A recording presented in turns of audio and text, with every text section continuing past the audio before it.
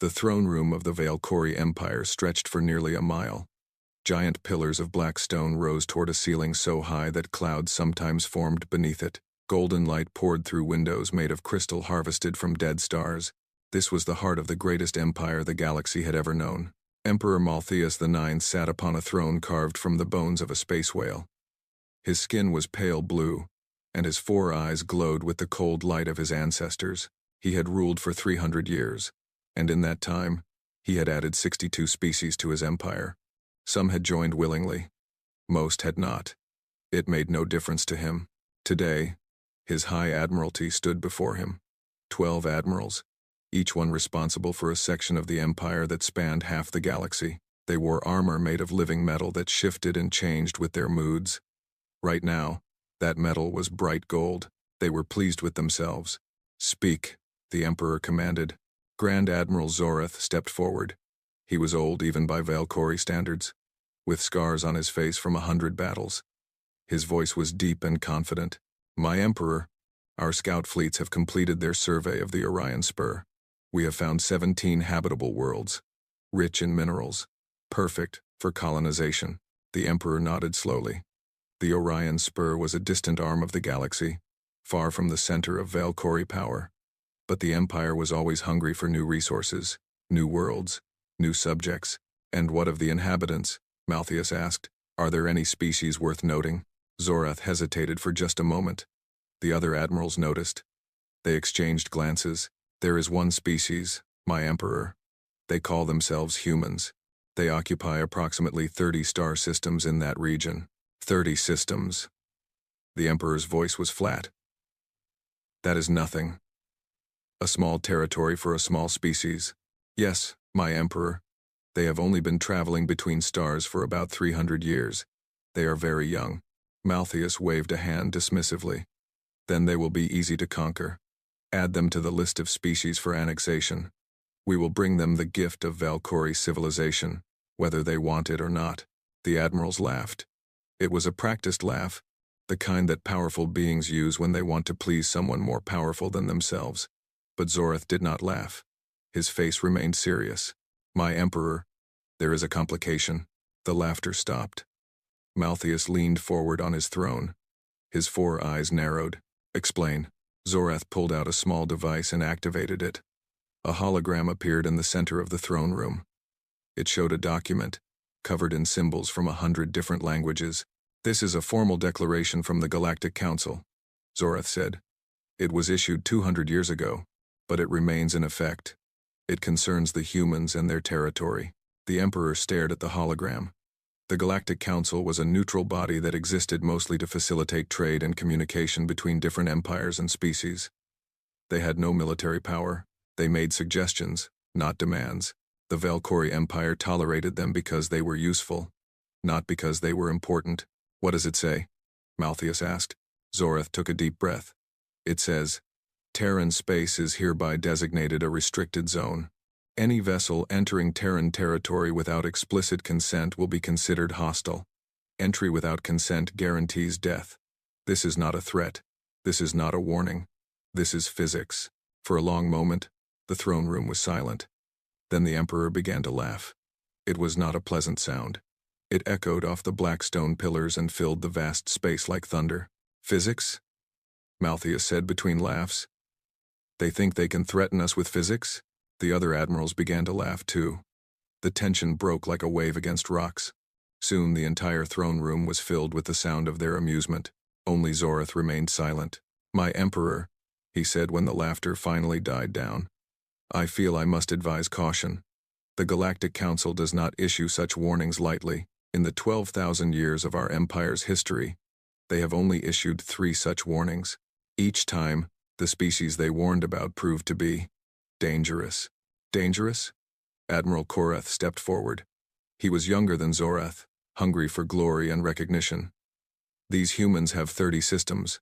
We have 400,000. They have been in space for 300 years. We have been conquering the galaxy for 12 millennia. What could they possibly do to us?" Several admirals nodded in agreement. The math was simple. The Valkyrie Empire was vast beyond measure. The humans were insignificant, but Zorath was not finished. There are stories, my emperor, rumors that have spread through the neutral zones, ships that enter human space and never return, entire fleets that vanish without a trace. 200 years ago, the Korvax hive sent 3,000 ships to conquer the humans. None of them ever came back. The Korvax hive no longer exists. The Korvax were insects, Korath said with contempt. Mindless drones following a mindless queen. They probably flew into a sun. More laughter from the admirals. But the Emperor had stopped laughing. He was staring at Zorath with an unreadable expression. You seem afraid, Grand Admiral, Malthius said softly. It was a dangerous accusation. In the Valkyrie Empire, fear was weakness, and weakness was death. Zorath straightened his spine. I am cautious, my Emperor. There is a difference. The Korvax were not weak. They were one of the most aggressive species in the galaxy. They had conquered dozens of worlds before they turned their attention to the humans. And they were destroyed. Completely. We do not know how. We do not know why. We only know that they are gone. The Emperor considered this for a long moment. Then he smiled. It was not a kind smile. Your caution is noted, Grand Admiral. But the Valkyrie Empire does not hide from young species with delusions of power. We do not bow to warnings from the Galactic Council. We are the masters of this galaxy, and we will prove it. He turned to Admiral Vorath, a middle-aged Valkyrie with cold, calculating eyes.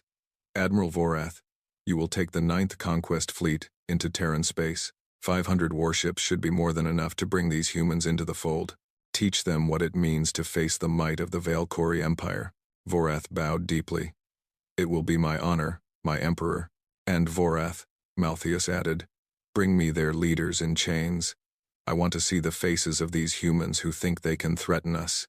As the admirals began to file out of the throne room, a light began to flash on Zorath's communication device. He looked at it and frowned. My Emperor, there is an incoming transmission. It is coming from Terran space.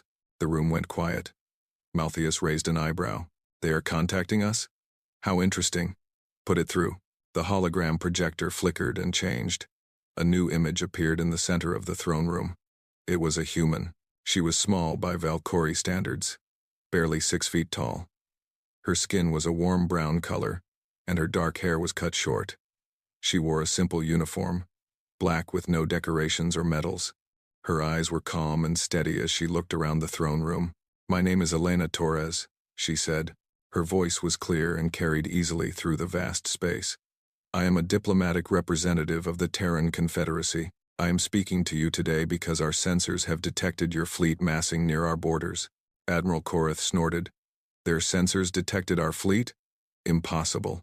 Our stealth technology is the finest in the galaxy, Elena interrupted. She smiled slightly. Yes, we know. We have studied your technology quite extensively. We detected your fleet 3 days ago. We know its exact size, composition, and destination. The admirals exchanged uneasy glances. No species had ever been able to detect Valkyrie ships in stealth mode. It was one of their greatest military advantages.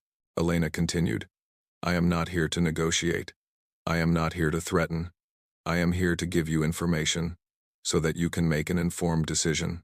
How generous of you, Malthius said. His voice dripped with sarcasm.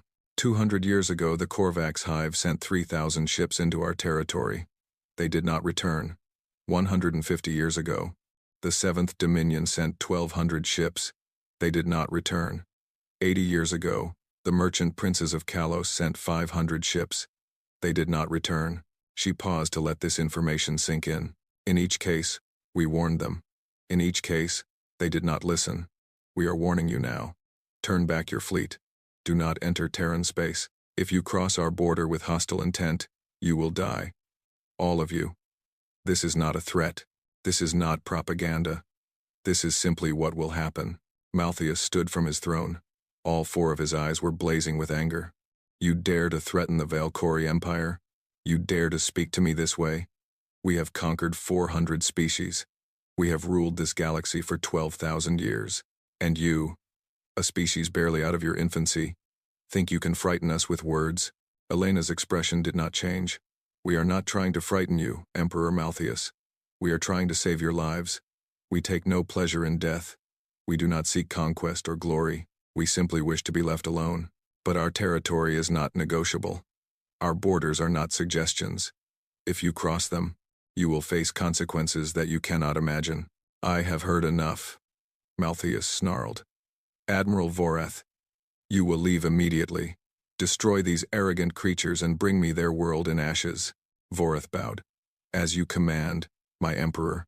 Elena watched this exchange with sad eyes. Very well. I have done what I came to do. I have given you the truth. What you do with it is your choice. She looked directly at Vorath. Admiral, I hope you have said goodbye to your family. You will not see them again. Enough, Malthus shouted. Cut the transmission.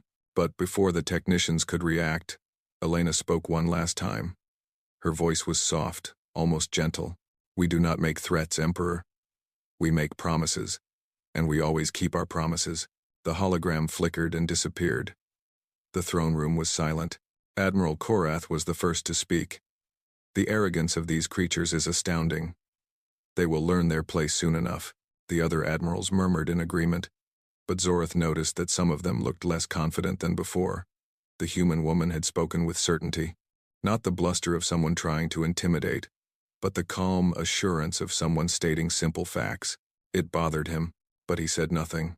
To speak against the Emperor's decision now would be seen as treason. And treason meant death. 3 days later, Admiral Vorath stood on the bridge of his flagship, the Eternal Conquest. Around him, 500 warships of the 9th Conquest Fleet moved through space in perfect formation. Each ship was a masterpiece of Valkyrie engineering, armed with weapons that could crack planets and shields that could withstand nuclear fire. This was the finest military force in the galaxy. Vorath had led it to victory 17 times before. He had conquered civilizations, crushed rebellions, and brought entire species to their knees. He had never known defeat. And yet, as he stared at the stars ahead, he felt something he had not felt in centuries. It was a small thing, barely noticeable, but it was there, lurking in the back of his mind like a shadow. Doubt. The human woman's words kept echoing in his thoughts. The calm certainty in her eyes. The way she had known exactly where his fleet was, despite their best stealth technology.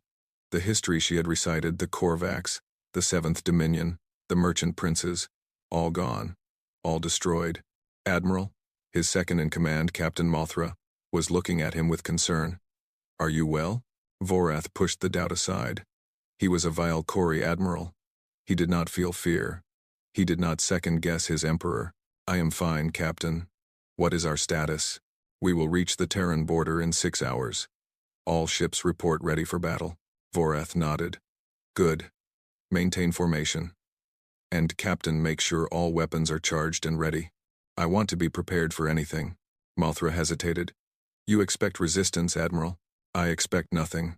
But I prepare for everything. That is why I am still alive after 300 years of war. As the hours passed, the fleet drew closer to Terran space. Vorath studied everything they knew about the humans. It was not much. They had emerged from a single planet called Earth about 300 years ago. They had spread slowly, carefully, occupying only 30 systems. They did not trade much with other species. They did not participate in galactic politics. They simply existed, quiet and isolated in their small corner of the galaxy. It made no sense. A species with the ability to threaten empires should be expanding, conquering, making their presence known. But the humans seemed content to stay within their borders. They had no apparent ambition for power or territory, unless they were already powerful enough that they did not need to expand, unless they had something that made their small territory more than enough. Vorath shook his head. He was thinking too much. The humans were probably bluffing. Their threats were probably just that, threats. Empty words designed to frighten away weak-willed species. The Valkyrie were not weak-willed. Admiral, Mothra said, we are approaching the border. Vorath looked at the main view screen. Ahead of them, space looked no different than it had for the past 6 hours. Stars burned in the distance. Nebulae glowed with soft colors. There was no visible line, no marker to indicate where Valkyrie space ended and Terran space began. But his instruments told him the truth. In 5 minutes, they would cross into Terran territory. All ships, Vorath announced over the fleet-wide communication channel, prepare for potential combat. We are entering hostile space. Stay alert and follow your training. Today, we bring another species into the Valkyrie Empire. For the glory of the Emperor, 500 ships responded as one. For the glory of the Emperor, the fleet crossed the border. For a moment, nothing happened. Space remained empty and silent. Vorath allowed himself a small smile. Perhaps the humans' threats really were just bluster. Perhaps this would be an easy conquest after all. Then the lights on the bridge flickered. What was that? Vorath demanded. Mothra checked her instruments. Her face went pale. Admiral, we have lost contact with the rest of the fleet. What do you mean? Lost contact? Our communication systems are not working. We cannot reach any other ship. We cannot even detect them on our sensors. It is as if they no longer exist. Vorath felt a chill run down his spine. That is impossible. 500 ships do not simply disappear. I know, Admiral. But our instruments show that we are alone. There is nothing within 10 light years of our position. Vorath stared at the view screen. The stars still burned. The nebulae still glowed. Everything looked normal, but something was very, very wrong. Keep trying to establish contact, he ordered, and increase power to our sensors. I want to know what is happening. The crew worked frantically at their stations. Minutes passed, then an hour, but the result was always the same. The Eternal Conquest was alone in the void, and then the speakers crackled with static. A voice emerged from the noise. It was human. Admiral Vorath, you were warned. You did not listen. Now you will learn why. The voice was calm, almost sad, and it sent a wave of fear through every Valkyrie on the bridge. Vorath stood tall and tried to keep his voice steady. Who are you? What have you done with my fleet? Your fleet is safe. For now. They are simply elsewhere. We moved them so that we could speak with you privately. You are the commander. You are the one who must understand. Understand what? There was a pause. When the voice spoke again, it was heavy with something that might have been sorrow. The truth, Admiral. The truth about what you are facing. The truth about why you should have turned back when you had the chance. The main view screen flickered. The stars disappeared. In their place, an image formed. It showed a field of debris, broken ships, scattered metal, frozen bodies drifting in the void. This is what remains of the Korvax Hive fleet, the voice said. 3,000 ships. Destroyed in less than 1 hour. We did not want to destroy them. We warned them, just as we warned you. But they did not listen. The image changed. More debris. Different ships. The 7th Dominion. 1,200 ships. They did not listen either. Another image. More wreckage. The Merchant Princes. 500 ships. They thought they could negotiate after they invaded. They were wrong. Vorath stared at the screen. His hearts were pounding. His hands were shaking. Why are you showing me this? He whispered. Because you still have a choice, Admiral. We have not destroyed your fleet. We have not killed your crew. We have simply separated you from them so that you can think clearly, without the pressure of your Emperor's expectations. The screen went dark. The stars returned. Turn back, the voice said. Take your fleet and go home. Tell your Emperor what you have seen. Tell him that the warnings are real. Tell him that Terran space is not to be entered. If you do this, you will live. Your crew will live. Your ships will be returned to you. Unharmed, Vorath closed his eyes. He thought of his family, his children, his grandchildren. He thought of the 300 years he had spent serving the Empire, the battles he had fought, the victories he had won. He thought of the debris fields he had just seen, the thousands of ships destroyed, the millions of lives ended, and he made his decision. No, he said. His voice was steady now. I am a Valkyrie Admiral. I do not run from threats. I do not abandon my mission because of fear. You may have destroyed other fleets, but you have never faced the Valkyrie Empire. We are not like the others. We will not be intimidated. There was a long silence. Then the voice spoke one final time. Very well, Admiral.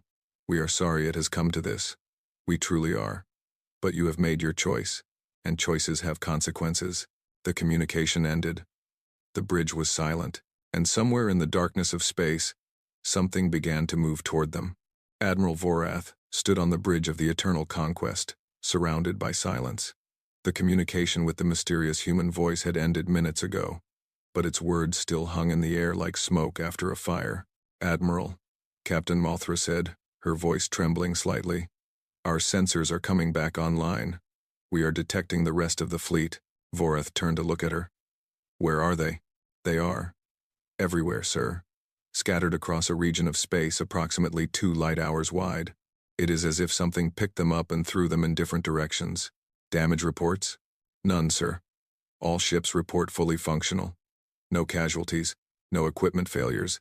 They were simply moved." Vorath felt a cold knot forming in his stomach.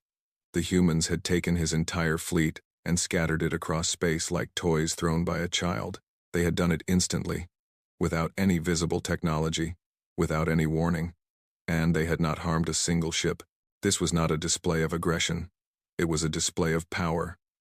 The humans were showing him what they could do, and they were showing him that they had chosen not to do worse. "Recall the fleet," Vorath ordered. "All ships, return to formation. We continue the mission." Mothra hesitated. "Sir, perhaps we should—" "We continue the mission," Vorath repeated, his voice hard. "I will not return to the Emperor with nothing but fear and stories.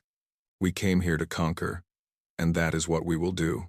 It took 6 hours for the fleet to reassemble. 6 hours of ships slowly finding their way back to each other, of confused captains asking questions that Vorath could not answer, of growing fear spreading through the ranks like a disease. But finally, the 9th Conquest Fleet was whole again. 500 warships, arranged in perfect formation, ready for battle. "Set course for the nearest human world," Vorath commanded. "Maximum speed."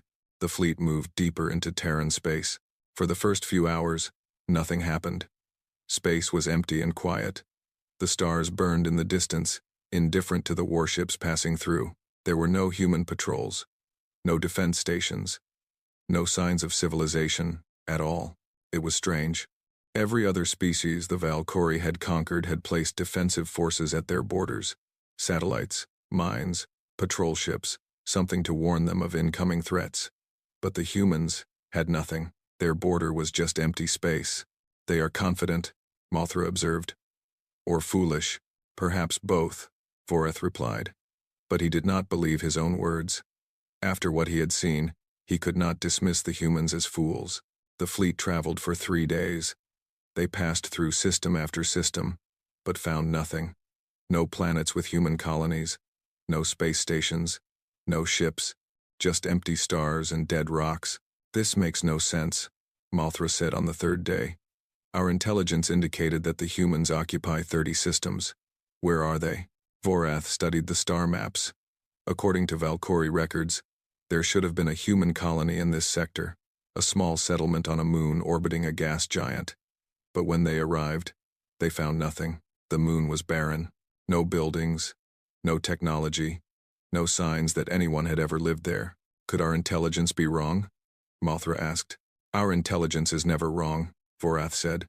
But even as he spoke, he knew that was not true. The humans had detected his fleet through Valkyrie stealth. They had moved 500 ships without any visible technology. They were clearly far more advanced than anyone had believed. Perhaps they had moved their colonies too. Perhaps they had hidden their people somewhere the Valkyrie could not find them. Or perhaps they had never really been where the intelligence said they were in the first place. "Continue forward," Vorath ordered. "We will find them eventually." On the 4th day, they found something. But it was not what they expected. The sensors detected it first. A massive field of debris, spread across millions of kilometers of space. Broken metal, shattered hulls, frozen atmosphere venting from countless wounds in dead ships. "What is that?" Vorath asked. Mothra studied the readings, her face growing pale. "It appears to be the wreckage of a fleet, sir. A very large fleet." "Human?" "No, sir." She looked up at him with fear in her eyes. "The design patterns are Korvax." Vorath felt his blood run cold. The Korvax, the insectoid species that had sent 3,000 ships to conquer the humans 200 years ago. The species that had been completely destroyed. "Take us closer," he ordered. The fleet approached the debris field slowly. As they got closer, the full scale of the destruction became clear. This was not just wreckage, it was a graveyard. Thousands of ships, each one torn apart as if by some impossibly powerful force. Vorath had seen many battles in his 300 years of service. He had seen planets bombed from orbit, space stations destroyed, fleets annihilated in brutal combat. But he had never seen anything like this. The Korvax ships had not been defeated in battle. They had been slaughtered. Analysis, he demanded. What weapons did this? The science officers worked frantically at their stations. Minutes passed. When they finally reported, their voices were shaking. We cannot determine the weapon type, Admiral. The damage patterns do not match any known technology. It appears that the ships were disassembled. At the molecular level, their matter was simply taken apart, piece by piece. That is impossible, Vorath said. Yes, sir. But that is what the evidence shows. Vorath stared at the debris field. 3,000 Korvax ships. Millions of Korvax warriors. All of them dead. All of them destroyed by a weapon that should not exist, and the humans had done this 200 years ago. What could they do now, with 2 more centuries of development? Sir, a sensor officer called out. We are detecting something in the center of the debris field. It appears to be a beacon. A beacon? Yes, sir. It is transmitting on Korvax frequencies. An automated message, repeating on a loop. Vorath thought for a moment. It could be a trap. But he needed to know more. He needed to understand what had happened here. Play the message, he ordered. The speakers crackled with static. Then a voice emerged, clicking, buzzing, the strange language of the Korvax hive. The translation software struggled for a moment, then produced words in Valkyrie. This is Queen Admiral Zixkrath of the Korvax hive fleet. We came to conquer the creatures called humans. We came with 3,000 ships and 20 million warriors. We thought we were powerful. We thought we were unstoppable. We were wrong. The voice paused. When it continued, there was something in it that Vorath had never heard from a Korvax before. Fear. They warned us. They told us to turn back. They said that if we entered their space with hostile intent, we would die.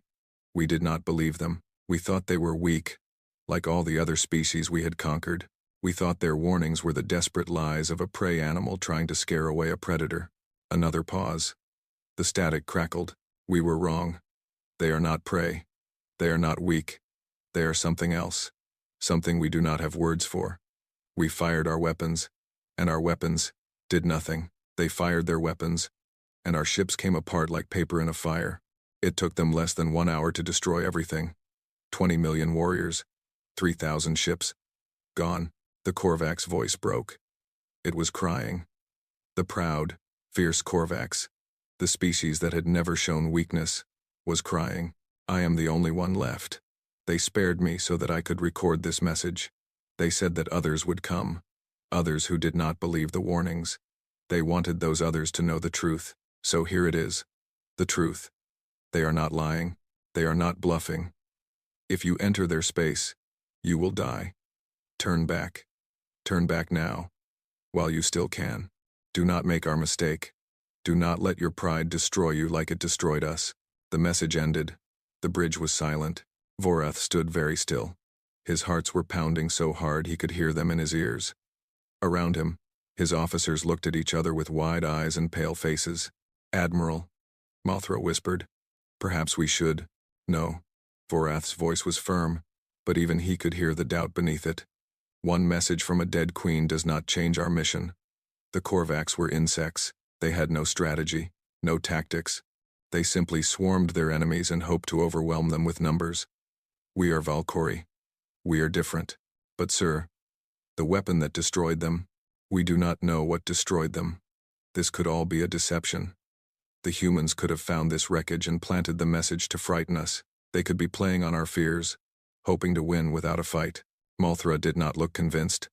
Neither did the other officers. But no one argued. In the Valkyrie Empire, you did not argue with your admiral. Continue forward, Vorath ordered, and increase sensor range to maximum. I want to know the moment anything approaches this fleet. The fleet moved past the debris field. As they left it behind, Vorath looked back at the floating wreckage. 20 million Korvax, 3,000 ships, all destroyed in less than an hour. What could destroy 3,000 ships in less than an hour? He pushed the thought away and focused on the mission. On the 6th day, they found another debris field. This one was smaller than the Korvax graveyard, but it was no less disturbing. The wreckage belonged to the Seventh Dominion, a collective of 3 species that had united to form a powerful military alliance. 1,200 ships, according to the records. All of them destroyed. There was another beacon. Another message. "We were warned," a translated voice said. "We did not listen. Now we are dead. Turn back. Turn back before it is too late." Vorath ordered the fleet to continue. On the 8th day, they found a third debris field.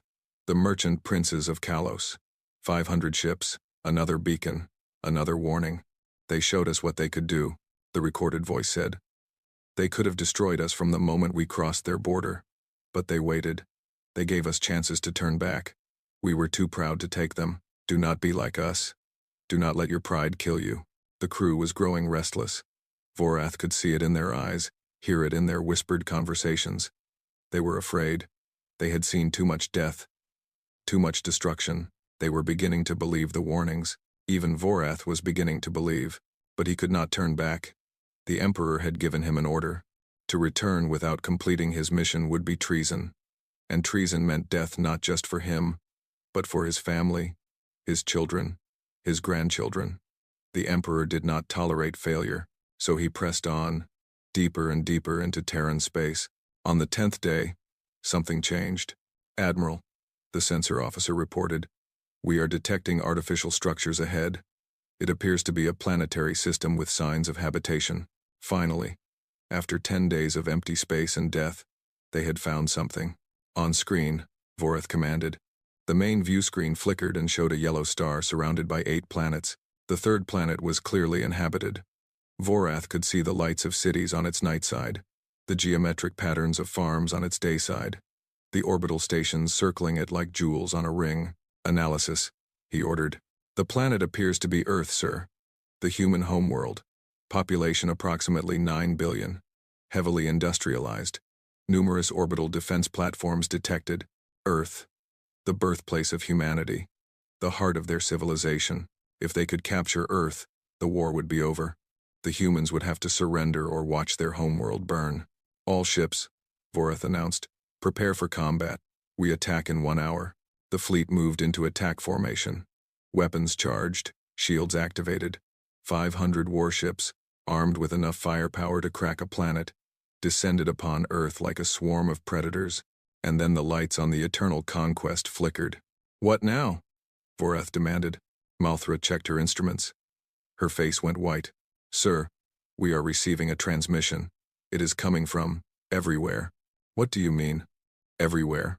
"I mean every speaker on every ship in the fleet is receiving the same transmission simultaneously. It is not using any communication frequency we know. It is just appearing." A voice filled the bridge. It was human. It was calm. And it was infinitely tired. "Admiral Vorath, you have traveled far. You have seen the graves of those who came before you. You have heard their warnings. And yet you are still here." Vorath stood straight and spoke loudly, as if the invisible speaker could see his defiance. "I am a Valkyrie admiral. I do not run from shadows and stories. We know. We have been watching you since you crossed our border. We have been waiting, hoping that you would turn back, that you would be wiser than the others. I am not here for wisdom. I am here for conquest." "Yes, we know that too." The voice paused. "Admiral, look at your sensors. Look at what is around you." Vorath looked at the sensor display. For a moment, he saw nothing unusual. Then the display updated, and his blood turned to ice. Ships, hundreds of ships, appearing from nowhere, surrounding the Valkyrie fleet. They were small, barely visible on sensors, but they were everywhere. "Where did they come from?" Malthra gasped. "They were always here," the voice said. "We have been with you since the moment you entered our space, watching, waiting, giving you every opportunity to turn back." Vorath stared at the sensor display.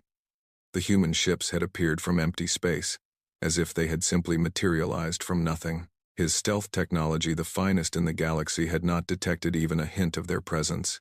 "You have 40 ships," he said, trying to keep his voice steady. "We have 500. Your technology is impressive, but numbers matter, do they?" The voice sounded almost amused. "Admiral, we could have destroyed your fleet at any point in the past 10 days. We chose not to. We wanted to give you every chance. We wanted you to see the graves of those who came before. We wanted you to understand what you were facing. I understand that you are good at hiding. I understand that you have destroyed fleets before. But you have never faced the Valkyrie Empire. No, the voice agreed. We have not. But it makes no difference. We do not fight battles, Admiral. We do not wage wars. We simply protect our home. And we protect it absolutely. The human ships began to move. They flowed around the Valkyrie fleet like water around stones. Graceful and silent and impossibly fast. You have one last chance, the voice said. Turn around. Go home. Tell your Emperor that Terran space is not to be entered. Do this, and you will live. Refuse, and you will die. There will be no battle. There will be no glory. There will only be death. Quick and complete and absolute. Vorath thought of his family, his children, his grandchildren. He thought of the debris fields he had passed, the millions of dead, the warnings that had gone unheeded. He thought of the Emperor, sitting on his throne made of bones, waiting for news of victory, and he made his choice. All ships, he commanded, open fire. 500 warships unleashed their weapons at once. Plasma beams, nuclear missiles, kinetic projectiles, enough firepower to destroy a dozen worlds. The void of space lit up like a sun as thousands of weapons streaked toward the tiny human vessels. And then something happened that Vorath could not explain. The weapons passed through the human ships. Every beam, every missile, every projectile, they all simply went through, as if the ships were made of nothing but light and shadow. What is happening? Mothra screamed. Why are our weapons not hitting them? The voice returned, calm and sad. We tried to warn you, Admiral. We tried to give you every chance. But you would not listen. None of them ever listen. The human ships began to glow. It was a soft light at first, barely visible. Then it grew brighter, brighter, until it was blinding. Terran Doctrine 7, the voice said. Any act of aggression within sovereign space is met with absolute response. There are no exceptions. There is no mercy. This is not cruelty, Admiral. This is survival. The light reached its peak, and 200 Valkyrie warships simply ceased to exist. There was no explosion, no fire, no debris. One moment they were there, solid and real. The next moment they were gone. Their matter converted directly into energy and scattered across the universe. Vorath watched in horror as nearly half his fleet disappeared in the span of a single heartbeat. What? What did you do? He whispered. We defended ourselves, the voice replied. As we always have. As we always will. Your weapons cannot harm us, Admiral. But our weapons can destroy you. This is not a fair fight. There are no fair fights when survival is at stake. Vorath looked at the remains of his fleet. 300 ships, where there had been 500. 300 ships facing an enemy they could not touch, could not harm, could not even understand. All ships, he said, his voice hollow and defeated. Retreat. Maximum speed. Get us out of here. The remains of the 9th Conquest Fleet turned and ran. Behind them, the human ships did not pursue. They simply watched, their soft light fading, as the Valkyrie fled into the darkness of space, and from every speaker on every ship, a final message played. Go home, Admiral. Tell your Emperor what happened here. Tell him that we do not want war. Tell him that we wish only to be left alone. But tell him also this. If he sends another fleet, we will destroy it. If he sends 100 fleets, we will destroy them all. Our territory is not negotiable. Our borders are not suggestions. And our warnings are not empty threats. They are promises, and we always keep our promises. The message ended, and Admiral Vorath, conqueror of 17 species, veteran of 100 battles, began the long journey home. He did not know how he would explain this to the Emperor. He only knew that everything had changed.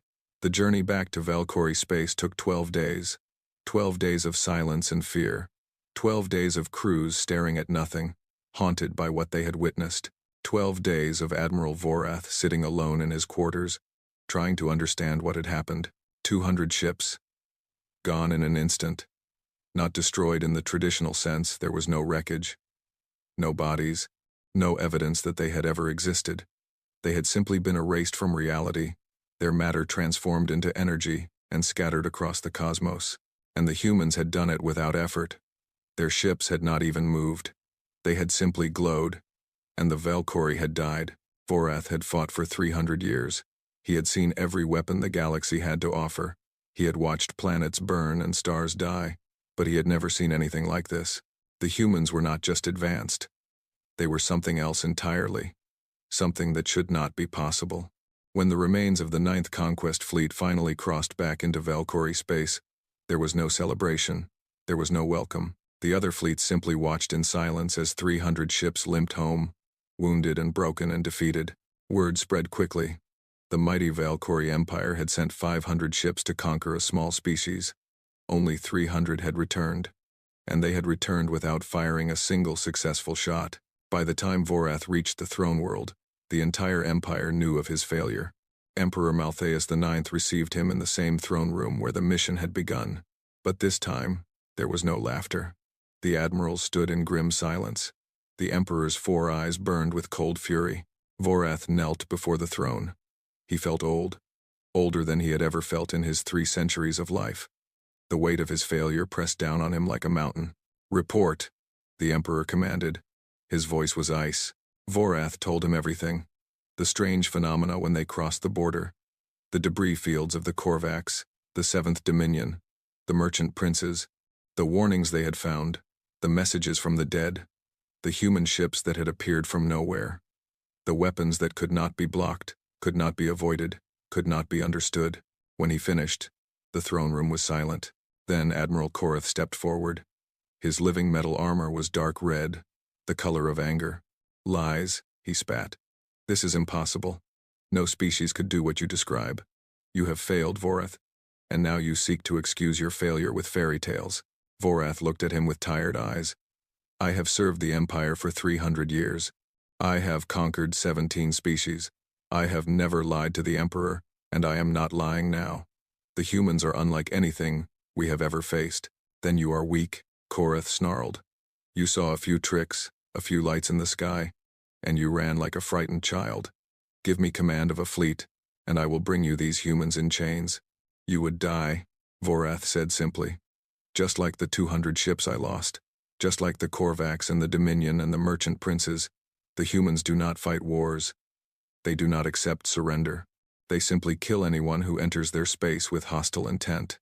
They have done it before, and they will do it again." "Enough!" The Emperor's voice cut through the argument like a blade. He stood from his throne and walked slowly down the steps toward Vorath. His movements were careful, deliberate, like a predator, circling its prey. "You lost 200 ships," Malthaeus said quietly. 200 of my finest warships, gone without a trace. You expect me to believe that this was done by a species that has been in space for only 3 centuries?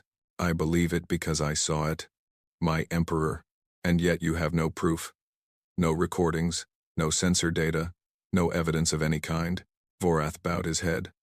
The recordings were corrupted. The sensor data was erased. It is as if the humans did not want us to bring back proof of what they could do. How convenient. Malthaeus circled around Vorath, studying him like a specimen under glass. The other admirals watched in silence, barely breathing. "I sent you to conquer a species that the galaxy calls dangerous," the Emperor said. "I sent you with 500 ships, more than enough to crush any resistance. And you come back to me with stories of impossible weapons and invincible enemies. You come back with excuses. They are not excuses, my Emperor. They are the truth." "The truth?" Malthaeus laughed, but there was no humor in it. "The truth is that the Valkyrie Empire has never been defeated. The truth is that we have conquered 400 species and ruled this galaxy for 12,000 years. The truth is that we do not lose to children playing with toys." He stopped in front of Vorath and leaned down until their faces were inches apart. "The truth, Admiral, is that you have failed me, and failure has consequences." Vorath met the Emperor's gaze. He was not afraid. He had been afraid in Terran space, facing an enemy he could not comprehend. But here, facing the Emperor's anger, he felt only weariness. "Do what you must, my Emperor. I have told you the truth. What you do with it is your choice." For a long moment, Malthaeus stared at him. Then he straightened and turned away. "You will not be executed," he said. "Not yet. Your service has been long, and your record before this disaster was excellent. But you are relieved of command. You will spend the rest of your days in contemplation, thinking about your failure." Vorath bowed. "As you command, my Emperor." As for the humans, Malthus returned to his throne and sat down heavily. They have made a grave mistake. They have humiliated the Valkyrie Empire. They have killed our warriors. They have shown the galaxy that we can be defeated. His 4 eyes gleamed with cold determination. This cannot stand. Admiral Korath, you will assemble the Grand Armada, 2,000 ships, the largest fleet we have ever gathered. You will enter Terran space, and you will not leave until every human is dead or in chains. Korath bowed deeply, his armor shifting to bright gold. It will be my honor, my emperor. Vorath closed his eyes. He wanted to speak, to warn them, to tell them that they were sending 2,000 ships to their deaths, but he knew it would do no good. The emperor had made his decision. To argue now would only result in his own execution, so he remained silent and watched as the Valkyrie Empire sealed its fate. The Grand Armada took 3 months to assemble. 2,000 warships, drawn from every sector of the empire, dreadnoughts the size of small moons, carriers that held thousands of fighters, destroyers, cruisers, battleships, every class of vessel the Valkyrie had ever built. It was the largest fleet in the history of the empire, the largest fleet in the history of the galaxy. Nothing like it had ever been seen before. Admiral Korath stood on the bridge of his flagship, the Eternal Glory, and smiled. This was the moment he had been waiting for his entire career, the chance to prove himself, to surpass all the admirals who had come before him, to become a legend. All ships, he announced over the fleet-wide channel. Today we begin the greatest conquest in the history of our species. We go to crush an enemy that has dared to challenge the might of the Valkyrie Empire. We go to avenge our fallen brothers and sisters. We go to show the galaxy that no one defies us and lives. 2,000 ships responded as one. For the Emperor, for the Empire, the Grand Armada entered Terran space. Unlike Vorath, Korath did not proceed cautiously. He did not send scouts ahead. He did not worry about strange phenomena or mysterious warnings. He simply charged forward at maximum speed, confident that nothing could stand against the might of his fleet. For the first 2 days, nothing happened. Space was empty. The stars were silent. There was no sign of the humans or their mysterious technology. You see, Korath said to his officers, Vorath was a coward. He saw shadows and ran from them. There is nothing here but empty space. On the 3rd day, they found the debris fields. Korath stared at the wreckage of the Korvax fleet, spread across millions of kilometers of space. 3,000 ships, torn apart and scattered like leaves in a storm. The sight should have given him pause. It should have made him reconsider. Instead, it made him angry. Insects, he spat. The Korvax were mindless animals. They had no tactics, no strategy, no discipline. Of course they were destroyed. But we are Valkyrie. We are different. He ordered the fleet to continue. On the 5th day, they reached Earth. The human homeworld floated in space, blue and green and beautiful. Billions of lives, concentrated on one small planet, the heart of Terran civilization. All ships, Korath commanded, take up bombardment positions. Prepare to fire on my command. 2,000 warships moved into position around Earth, their weapons charged, ready to rain fire down on the planet below. In minutes, they could turn that beautiful world into a burning hell. And then the sky changed. It started at the edges of the fleet, a shimmer in space, like heat rising from hot stone.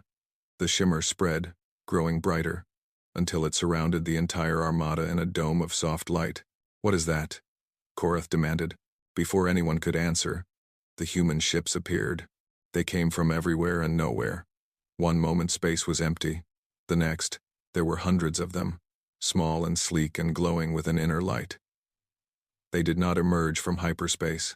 They did not decloak. They simply existed, as if they had always been there, and the Valkyrie were only now able to see them. Fire! Korath screamed. All ships, fire! 2,000 warships unleashed their weapons. Plasma beams, nuclear missiles, antimatter torpedoes, enough firepower to destroy 100 worlds. The void of space turned white with the fury of their assault, and every weapon missed. The beams bent away from their targets, curving impossibly through space. The missiles detonated harmlessly. Kilometers from the nearest human ship, the torpedoes simply vanished, disappearing as if they had never existed. That is impossible, Korath whispered. That is impossible. A voice filled the bridge. It was calm, quiet, and infinitely sad. Admiral Korath, we warned your predecessor. We warned your emperor. We have been warning your species for 12 days now, through every debris field you passed, through every message you found, and still you come. Still you attack. Why? Korath straightened his spine and spoke with all the authority he could muster. Because we are the Valkyrie Empire. We do not bow to threats. We do not run from enemies. We conquer, or we die. Then you have made your choice. The human ships began to glow brighter. The light pulsed, rhythmic and steady, like a heartbeat. We take no pleasure in this, the voice continued. We never have. We are not warriors. We are not conquerors. We are simply people who learned, long ago, that the universe is not kind to the weak. We learned that survival requires absolute commitment. We learned that borders must be defended absolutely, or they mean nothing at all. I do not want your philosophy, Korath snarled. I want your surrender. We cannot surrender. Surrender would mean trusting that you would honor your agreements, trusting that you would leave us in peace. But we have learned that trust is a luxury we cannot afford. The Korvax promised to spare our colonies if we surrendered. They lied. The Seventh Dominion offered us membership in their alliance. When we accepted, they tried to enslave us. The merchant princes offered trade and friendship. They used it to spy on us, to learn our weaknesses. The voice paused. We do not trust anyone, Admiral. We do not negotiate with invaders. We do not accept surrender from fleets that have already fired upon our world. We simply defend ourselves. Absolutely, completely, without mercy. Korath felt something he had never felt before in battle. Fear. Real, deep, primal fear. Wait, he said. Perhaps we can... No. The time for talking ended when you fired your weapons. Now there is only the consequence. The glow from the human ships reached its peak, and the Grand Armada began to die. It was not like any battle Korath had ever seen. There were no explosions, no debris, no screaming hulls torn apart by enemy fire. Instead, ships simply ceased to exist. One moment they were there, solid, real, full of living beings. The next moment they were gone. Their matter transformed into pure energy and released into the void. 100 ships, 200, 300. Korath watched in horror as his mighty fleet melted away like snow in summer. He could hear the screams coming through the communications channels, captains pleading for help, crews praying to gods that did not answer, warriors dying without ever knowing what had killed them. 500 ships, 600, 700. Stop, Korath screamed. Stop, we surrender, we surrender. We do not accept surrender from invaders. Your fleet fired upon our world. Your emperor ignored every warning we gave. Your species has shown that it cannot be trusted to respect our borders. There is only one way to ensure our safety. 1,000 ships, 1,100, 1,200. The bridge of the eternal glory began to flicker. Korath felt a strange sensation, like his body was dissolving, piece by piece, atom by atom. Please, he whispered. Please, we are sorry, the voice said, and it sounded like it meant it. We truly are. The light consumed him. When it was over, the Grand Armada was gone.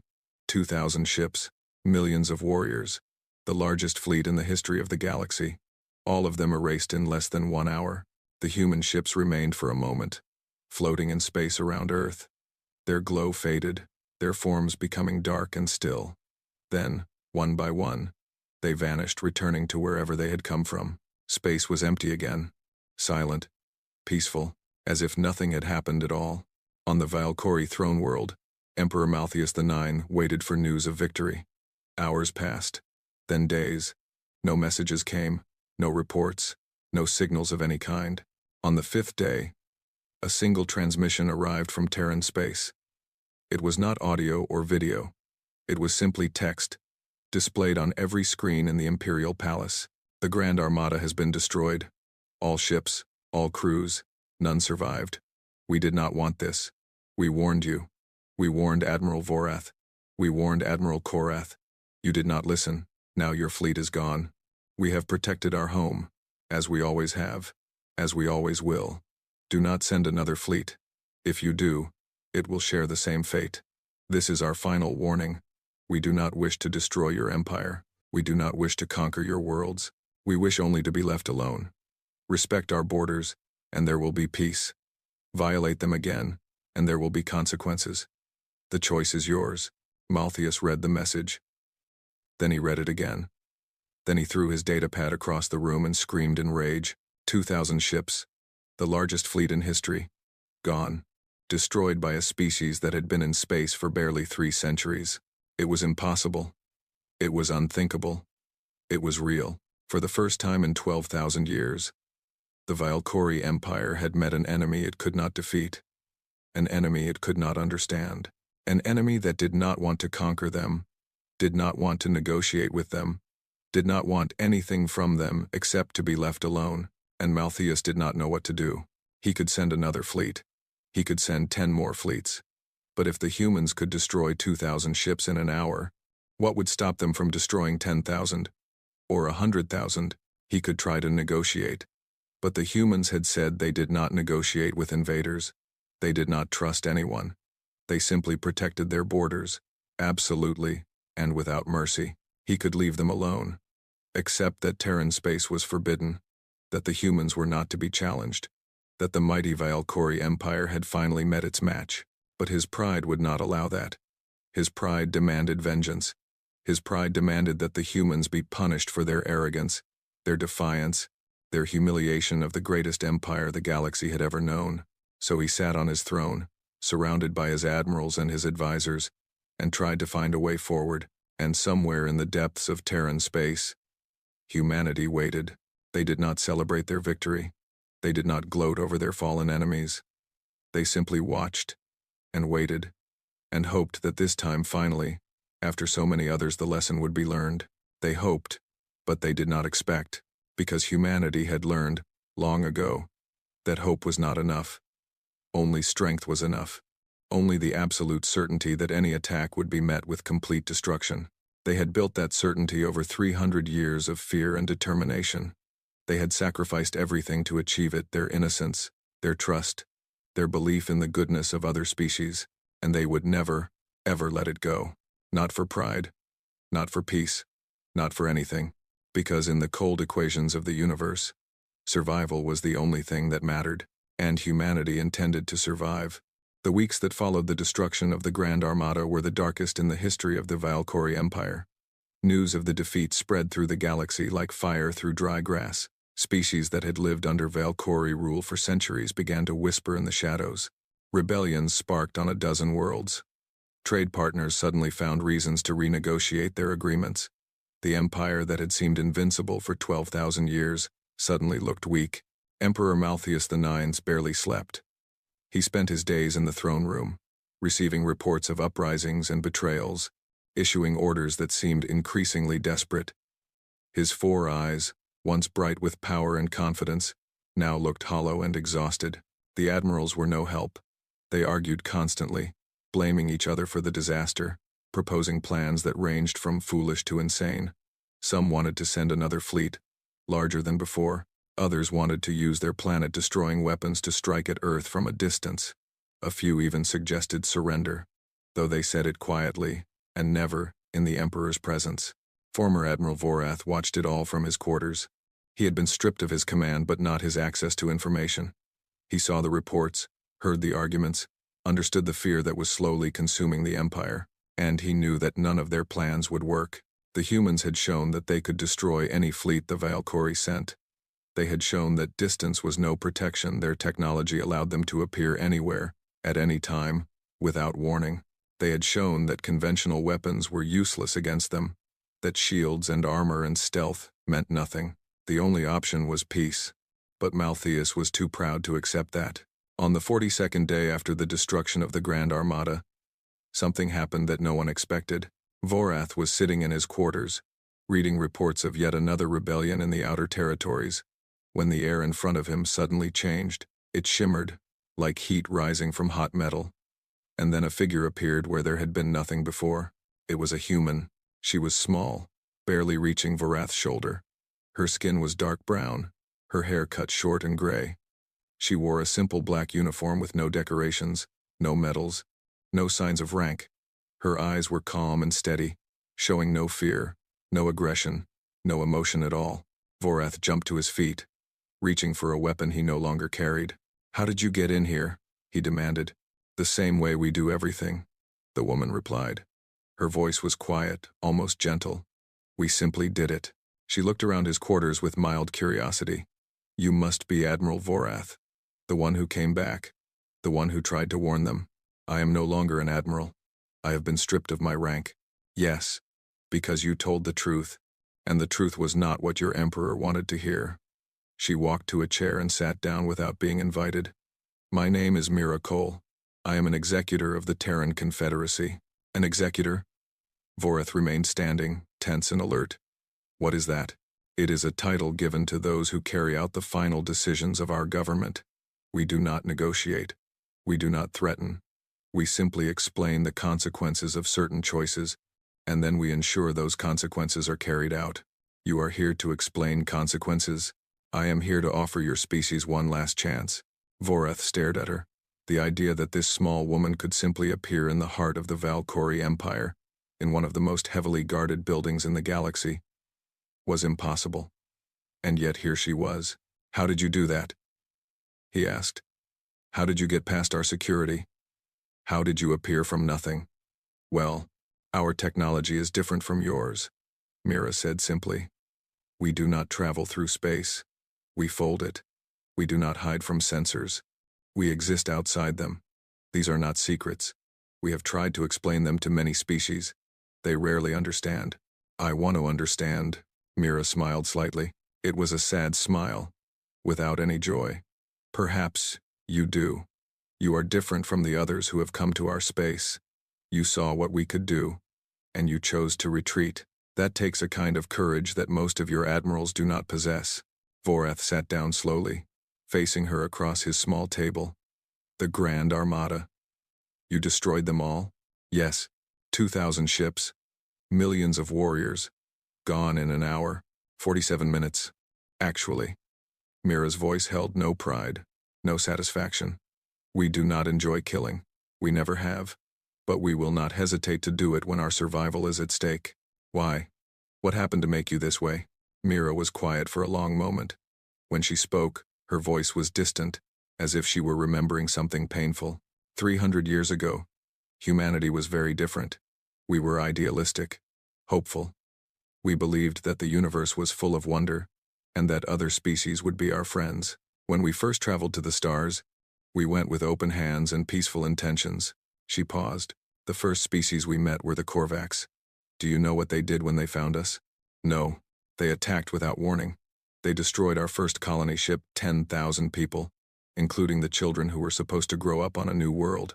We tried to surrender. They did not accept surrender. They just kept killing. It took us 12 years to develop weapons that could stop them. By then, we had lost 2 million people." Vorath was silent. He had known the Korvax were aggressive, but he had not known this. "After the Korvax, we tried again. We met the 7th Dominion, and they offered us friendship. We accepted. They used our trust to learn our weaknesses, and then they attacked. It took us 8 years to defeat them. Another million dead." Mira's voice remained calm, but Vorath could see the pain in her eyes. "The merchant princes, the silver concordat, the hegemony of stars, species after species, they all did the same thing. They saw us as weak. They saw our territory as something to be taken. They saw our people as resources to be exploited. And so you stopped trusting," Vorath said quietly. "We stopped trusting. We stopped hoping. We stopped believing that anyone would leave us alone. We realized that the universe is not kind, and that kindness is not rewarded. We realized that the only way to survive was to make ourselves so dangerous that no one would dare attack us. Your technology, your weapons, you developed them for defense. Yes. Every advancement, every discovery, every breakthrough, we put it into our defenses. We made our borders absolute. We made our territory inviolable. We made it so that anyone who attacked us would be destroyed, completely, and without mercy." She leaned forward, her eyes meeting Vorath's. "We did not want this. We wanted to be part of the galactic community. We wanted to trade, to share knowledge, to learn from other species. But we learned that the galaxy would not let us be what we wanted to be. It would only let us be what we needed to be. Survivors." Vorath thought about everything she had said. It made a terrible kind of sense. The humans were not aggressive. They were not conquerors. They were simply survivors, forged by centuries of betrayal and war into something hard and cold and indestructible. You said you came to offer us one last chance, he said finally. What does that mean? I came to speak to your emperor, to explain to him what we explained to you, to give him the choice that we gave Admiral Korath before he decided to fire on our world. Korath was given a choice? Everyone is given a choice. We do not want to destroy. We only want to be left alone. But your emperor must understand if he sends another fleet, we will not just destroy it. We will destroy his ability to send fleets at all. Vorath felt a chill run through him. What do you mean? Your empire has been humiliated. Species that you conquered are beginning to rebel. Your military has lost 2,000 ships, and the soldiers that crewed them. You are weaker now than you have been in centuries. She paused. If your emperor accepts peace, true peace, with a formal acknowledgement of Terran sovereignty, we will take no further action. Your empire will survive. It will face challenges, but it will survive. And if he does not accept, then we will ensure that the Valkyrie Empire can never threaten us again. We will not conquer you. We will not enslave you. We will simply remove your ability to wage war. Every military installation, every weapons factory, every warship destroyed. Your civilians will be unharmed. Your worlds will remain yours, but your military will cease to exist. Vorath stared at her. That is impossible. We have installations across half the galaxy, millions of facilities, billions of soldiers. We are aware. You cannot possibly destroy all of that. We can. Mira's voice was flat, certain, without any doubt. We have been studying your empire since your first fleet crossed our border. We know where every base is. We know where every ship is stationed. We know the location of every weapons factory, every training academy, every fuel depot. We have had months to prepare. She stood up. I am going to speak to your emperor now. I am going to give him the same information I have given you. I am going to offer him peace, genuine peace, with no conditions except that he respects our borders. If he is wise, he will accept. And if he is not wise, then you should say goodbye to your military, because by this time tomorrow, it will no longer exist. She walked toward the door. Wait, Vorath said. Let me come with you. Let me speak to the Emperor first. Perhaps I can convince him to listen. Mira looked at him for a long moment. Then she nodded slowly. Very well. Perhaps he will trust your words more than mine. Lead the way. The throne room was empty when they arrived. The admirals were in their offices, arguing about strategy. The guards had been dismissed for the night. Only the Emperor remained, sitting alone on his throne, staring at nothing. He looked up when Vorath entered. His four eyes widened in surprise. Vorath, what are you doing here? You are not permitted in the throne room. My Emperor, I bring an urgent message. We have a visitor. Malthius noticed Mira for the first time, his face twisted with rage. A human? Here? In my palace? He surged to his feet. Guards, guards. Your guards cannot hear you, Mira said calmly. They are asleep. They will wake up in an hour, unharmed, with no memory of what happened. We did not come to hurt anyone. We came to talk. Malthius glared at her. Talk? You destroyed 2,000 of my ships? And you want to talk? Yes, because we do not want to destroy any more. The Emperor laughed bitterly. What more could you possibly destroy? You have taken everything from me. No, Mira said. We have taken your fleets. Your empire remains. Your worlds remain. Your people remain. But that could change. Malthius stared at her. Are you threatening me? I am explaining reality. You have a choice before you, Emperor Malthius. You can accept that Terran space is forbidden, acknowledge our sovereignty, and live in peace. Or you can continue to oppose us, and watch as everything you have built is taken away. You cannot take my empire. You have only 30 systems. We have 400,000. Systems do not matter. Ships do not matter. Numbers do not matter. Only capability matters, and we are capable of things you cannot imagine. Vorath stepped forward. My Emperor, please listen to her. I have seen what they can do. They are not bluffing. They are not threatening. They are simply stating what will happen. You expect me to surrender? Malthius's voice was rising. The Emperor of the Valkyrie, Surrender to a species of insects? Never. I would rather die. Your death would not stop us, Mira said. Another emperor would take your place, and we would make them the same offer. If they refused, we would make it to the next, and the next, until someone accepted. We are patient. We have learned to be patient. Malthus was shaking with rage. I will not be lectured by a primitive. I will not be threatened in my own palace. Guards, kill this creature. Nothing happened. The throne room remained silent. Your guards cannot help you, Mira reminded him. And even if they could not harm me. Our personal shields are as absolute as our planetary ones. Your weapons cannot touch us. She took a step closer to the throne. Emperor Malthus, I understand your pride. I understand your anger. Your species has ruled this galaxy for 12,000 years. You have never known defeat. You have never known fear. And now you are facing both. And you do not know how to respond. Her voice softened, becoming almost kind. But pride is not worth dying for. It is not worth watching your empire crumble. It is not worth seeing everything your ancestors built destroyed, because you could not accept that there is something in the universe more powerful than you. She reached into her pocket and pulled out a small device. She placed it on the table in front of the throne. This is a communication device. It will allow you to contact us directly, without going through any channels that could be monitored or intercepted. When you are ready to discuss peace, use it. We will answer. She turned to leave. Wait, Malthus said. His voice was quieter now, uncertain. If I refuse, what exactly will you do? Mira stopped. She did not turn around.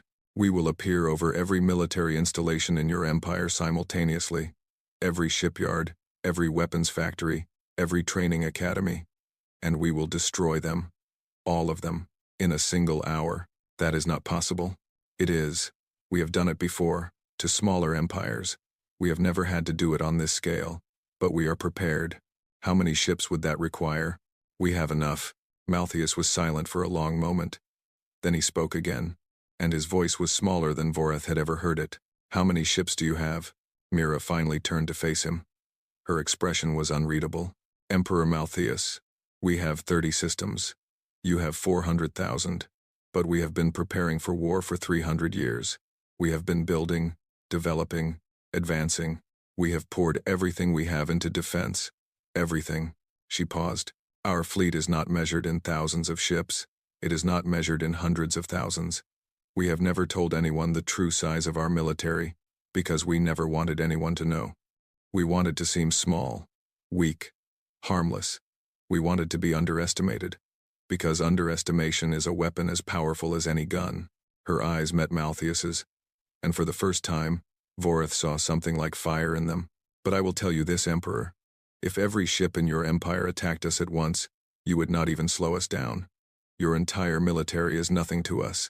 It is a distraction, an annoyance, something to be dealt with and forgotten. She walked toward the exit. Use the communicator. Contact us when you are ready to discuss peace. You have one day. She reached the door and paused. And Emperor, choose wisely. Your civilization depends on it. She stepped through the door and vanished, leaving Voreth and the Emperor alone in the silent throne room. For a long time, neither of them spoke. Then Malthus picked up the communication device and stared at it. His 4 eyes filled with something Voreth had never seen in them before. Fear. My Emperor, Voreth said quietly. What will you do? Malthus did not answer.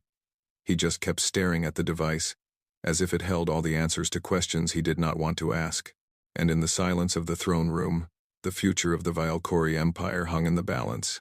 Emperor Malthus IX did not sleep that night. He sat alone in his chambers, holding the communication device the human had left behind, thinking about everything he had heard. His pride told him to fight. His pride told him that surrender was weakness, that the Valkyrie Empire had never bowed to anyone, that he would be remembered as the emperor who destroyed the greatest civilization in history. But another voice spoke to him too. A quieter voice. One he had not listened to in centuries. The voice of reason. 2,000 ships. Gone in less than an hour. The humans had destroyed them without effort, without casualties, without even seeming to try. And they had offered peace afterward. They had not invaded. They had not demanded territory or tribute. They had simply asked to be left alone. What kind of enemy did that? He thought about what the human woman had said, about their history, about the species that had betrayed them, attacked them, tried to destroy them. He thought about how they had responded not with conquest, but with defense, absolute, uncompromising defense. They did not want to rule the galaxy. They did not want power or glory. They wanted only to survive. In a strange way, Malthus understood them. The Valkyrie had built their empire the same way. Thousands of years ago, they had been attacked by stronger species, had fought for their survival, had become ruthless, because ruthlessness was what kept them alive. The humans were simply doing the same thing. They were just better at it. As the first light of dawn crept through his windows, Malthus made his decision. He would not accept peace. It was not a rational decision. He knew that. The human woman had been clear about what would happen if he refused. But rationality had never been what drove emperors. Pride drove them. Legacy drove them. The need to be remembered as strong, as powerful, as unconquered. If he accepted peace, history would remember him as the emperor who surrendered to a lesser species, as the emperor who bowed when he should have fought. His ancestors would look down from whatever afterlife awaited them and see a coward. He could not bear that. So when the deadline passed, when the one day the humans had given him expired, he did nothing. He did not use the communicator. He did not reach out for peace. He simply waited, hoping against hope that the humans were bluffing, that their threats were empty, that somehow everything would work out. The response came exactly 1 hour after the deadline. It started in the outer territories. A military base on the edge of Valkyrie space suddenly went silent. Communications cut off. Sensors stopped transmitting. And when patrol ships were sent to investigate, they found nothing. The base was gone. Not destroyed, there was no debris, no wreckage, no evidence that anything had happened. The base was simply not there anymore. The ground where it had stood was smooth and untouched, as if nothing had ever been built there. Reports started flooding in from across the empire. Shipyards disappearing, weapons factories vanishing, training academies gone without a trace. One by one, every military installation in the Valkyrie Empire was erased from existence. The admirals panicked. They ordered ships to intercept the attackers, to fight back, to do something.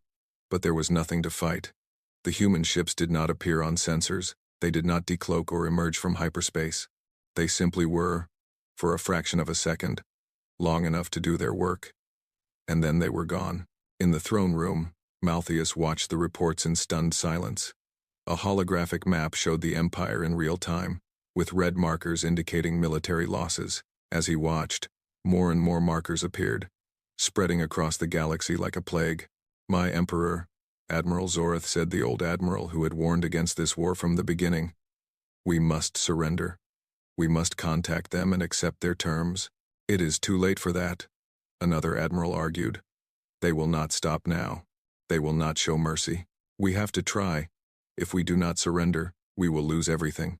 The admirals argued while Malthus remained silent.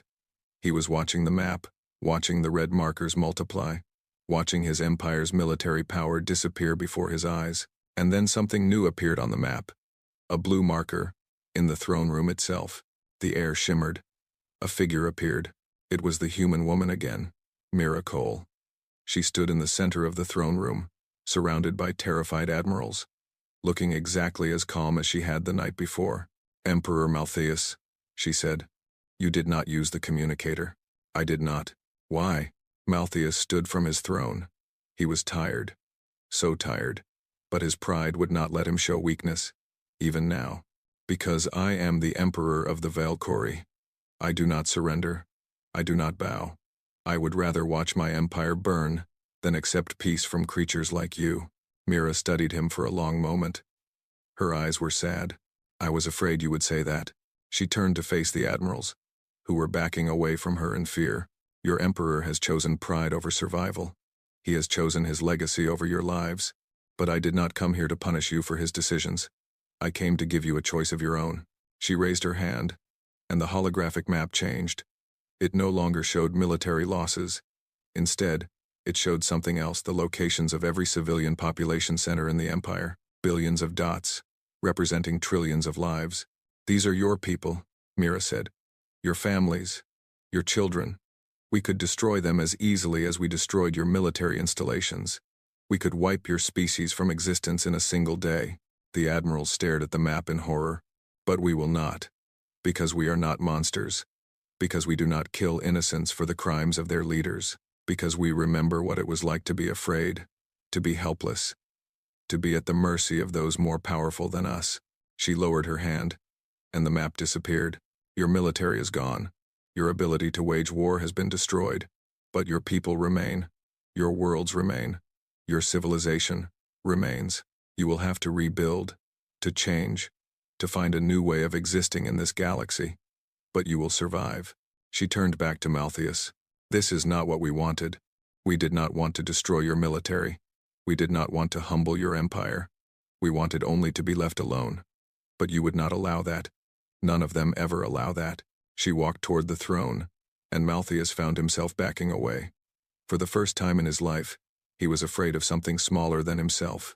I have a message for you, Emperor, and for everyone watching, because I know that this conversation is being recorded, that it will be transmitted across the galaxy, that species everywhere will see what happened here today.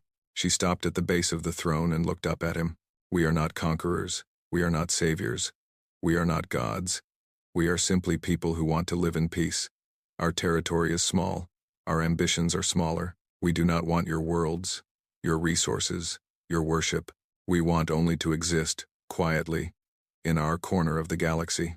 Her voice grew harder. But our territory is not negotiable. Our borders are not suggestions. Our warnings are not empty threats. Any species that enters our space with hostile intent will be destroyed. Completely. Without mercy. Without exception. She turned to address the room, her voice carrying to every corner. We have destroyed fleets before. We have destroyed empires before. We take no pleasure in it. We gain nothing from it except the knowledge that our people are safe for another generation. But we will never stop. We will never hesitate. We will never show weakness. She looked at the admirals, one by one. Go home. Rebuild your lives. Raise your children. Find meaning in something other than conquest.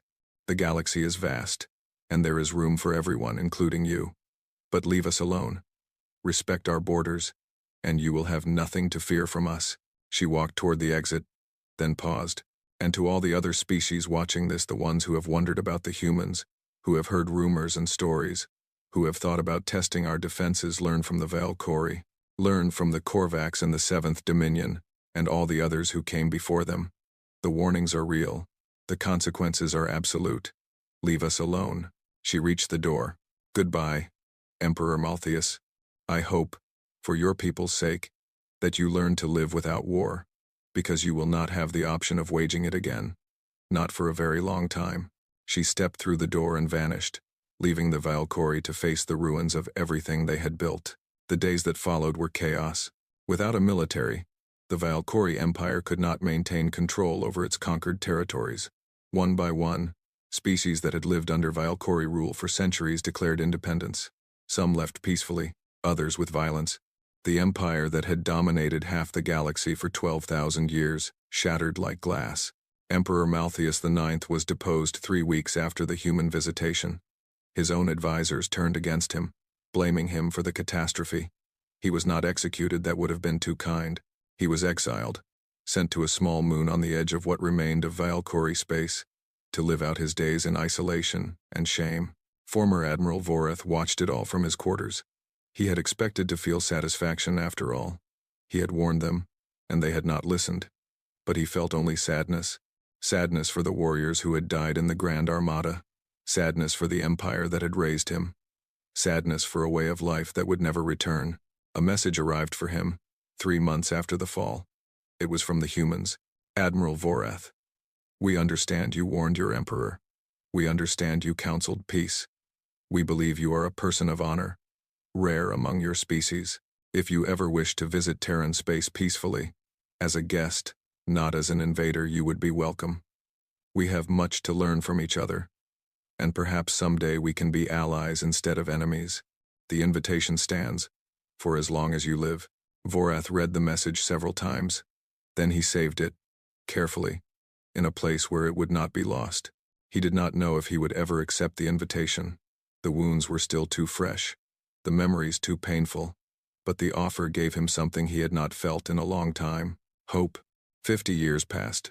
The Vialkori were no longer an empire. They were a collection of independent worlds, trading and cooperating but no longer unified under a single ruler.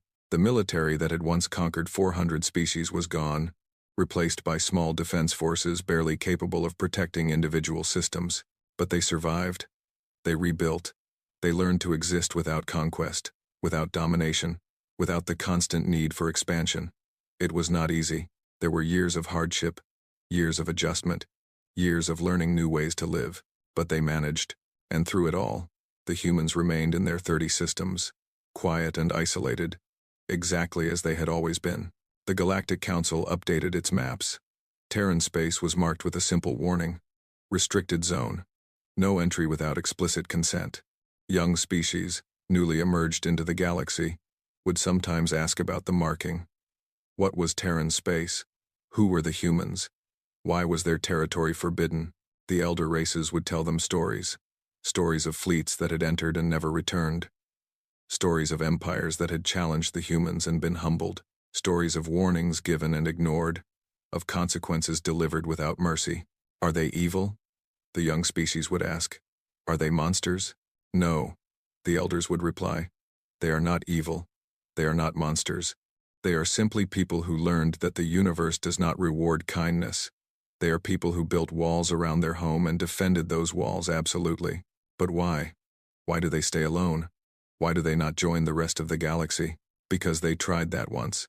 They offered friendship, and they were betrayed. They offered peace, and they were attacked. They learned that trust is a luxury they cannot afford.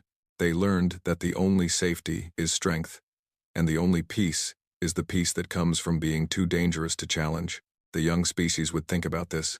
Some of them would understand, others would not, and occasionally, one of them would decide to test the warnings, to send a ship into Terran space, just to see what would happen. Those ships never returned. In the depths of Terran space, humanity watched and waited. They monitored the galaxy, tracked the movements of fleets and empires, recorded the rise and fall of civilizations. They did not interfere. They did not take sides. They simply watched, and they maintained their defenses. New technologies were developed, integrated, improved. New ships were built, tested, deployed. The fleet that had destroyed the Grand Armada grew larger, more powerful, more capable. Not because the humans wanted war, but because they knew that war was always possible. 300 years of peace had followed the Vialkori incident. 300 years without a major attack on Terran space. The warnings had worked. The galaxy had learned. But the humans did not allow themselves to relax. They remembered the Korvax, who had attacked without warning. They remembered the Seventh Dominion, who had betrayed their trust. They remembered every species that had forced them to fight, forced them to kill, forced them to become what they were. They remembered, and they prepared. Because the universe was not kind. The universe did not reward hope or trust or good intentions. The universe rewarded only strength, and humanity intended to be strong. Forever. In a small house on a quiet street on Earth, an old woman sat by a window, watching the sunset. Her name was Mira Cole, and she had once been an executor of the Terran Confederacy. She had delivered warnings to emperors and admirals. She had watched empires fall because they would not listen. Now she was retired, her work done, her battles fought. She spent her days in peace, reading books and tending her garden and watching the sky turn orange and pink as the sun set over the mountains. A young child, her great-granddaughter, came to sit beside her. "Grandma Mira," the child said. "Tell me a story." Mira smiled. "What kind of story?" "Tell me about the Vialkori." "About the war." Mira looked at the sunset for a long moment. Then she turned to the child. "There was no war," she said. "Wars have battles and victories and defeats. What happened with the Vialkori was not a war. It was a lesson." "What kind of lesson?" "A lesson about pride. About the importance of listening, about what happens when people refuse to accept that they are not the most powerful thing in the universe." The child thought about this. "Were we the most powerful?" "No," Mira said. "We were not the most powerful. We were just the most careful, the most prepared, the most willing to do what was necessary to protect our home." "Is that why they don't attack us anymore?" "That is part of it. But the real reason is simpler than that. What is it? Mira smiled and put her arm around the child. They learned that some things are not worth fighting for, that pride and glory and conquest are empty if they cost you everything. They learned that the universe is big enough for everyone, as long as everyone respects each other's right to exist. She looked up at the sky, where the first stars were beginning to appear. We tried to teach them that lesson peacefully. We warned them. We explained. We gave them every chance to turn back. Most of them did not listen. They had to learn the hard way. But they learned? Yes. Eventually they learned. The child was quiet for a moment. Then she asked, "Grandma, do you think we will ever leave our space? Ever explore the rest of the galaxy?" Mira considered the question. It was one she had thought about many times, over many years. "Maybe someday," she said finally, "when the galaxy is different, when trust is possible, when we do not have to be afraid. When will that be? I do not know. Perhaps never. Perhaps tomorrow. The future is uncertain." She squeezed the child gently. "But for now, we have our home. We have our people. We have peace. That is enough." The sun finished setting, and darkness fell over the mountains. Above them, the stars burned bright and cold, countless worlds spinning through the void. Somewhere out there, species were being born and dying. Empires were rising and falling. Histories were being written that would last for millennia. And in their small corner of the galaxy, humanity remained.